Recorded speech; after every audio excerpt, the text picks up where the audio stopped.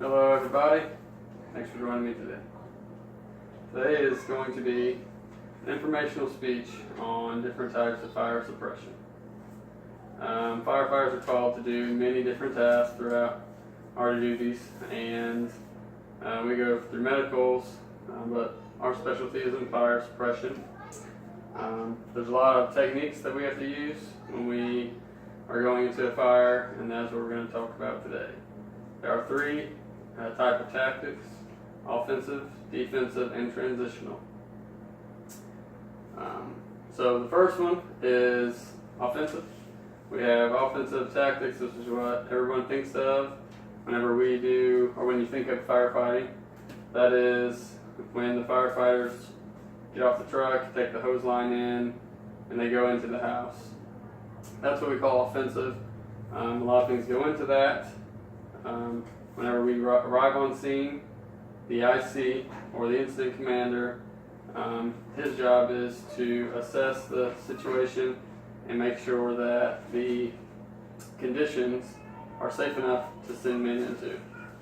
So once he makes that decision and he says we're going to be in offensive mode, then the backseat fireman grabs the nozzle and pulls the hose line off the truck, enters the building. The purpose of offensive attack is extinguishing the fire to the closest point of origin. That way it doesn't spread and protects life. So hand lines are important because those are what we pull inside the house. And offensive strategies are very complex. Once you're inside, we go through a lot of training and figuring out different ways to see, because it's black in a structure. There's usually no light. So we do a lot of training like that.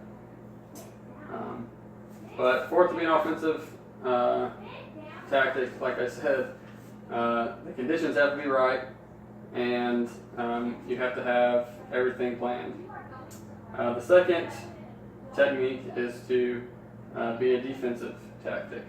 Defensive tactics are decided whenever the responding apparatus gets on scene and incident command tells the other, or evaluates the building and basically says it's not safe to send men into. So from that point, we're not going in the structure unless there is life in the structure. Only then will we evaluate going inside. We hook up water supplies to master streams, and those are basically any stream that's larger than our regular entry nozzle hose line. So they can be a master stream on the ground that we call a ground monitor. Those set up in the yard, and they will project water out and above onto the structure. We use ladders as elevated master streams to get a vantage point. We can set a ladder up above the building, and we can use fog pattern, straight stream, whatever we need to extinguish the fire that way. The purpose of a defensive tactic, obviously, is to limit the dangers to man and to protect life as well. And the last technique that we use is called a transitional attack.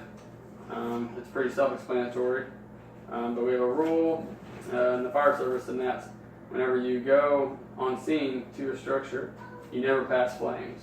So if there's fire, we don't want to pass fire, because that's when people get trapped and caught inside.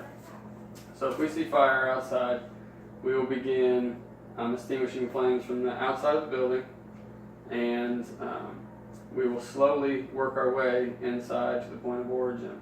Now, if you're doing a transitional attack, it's because you're unsure of the conditions inside, and most likely, or there's a possibility that the conditions are going to be a danger to life.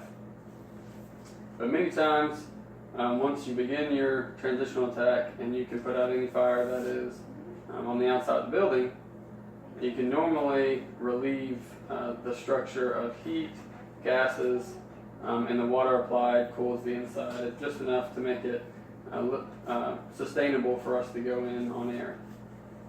The plus sides to transitional attack is you're not running in head first in unknown conditions, and it by the time you get to the offensive side of the transitional attack, it's a much safer area.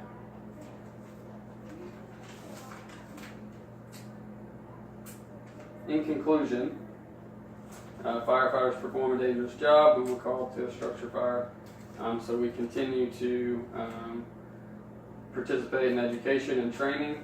We're constantly doing different types of trainings, learning about flow paths and all those things.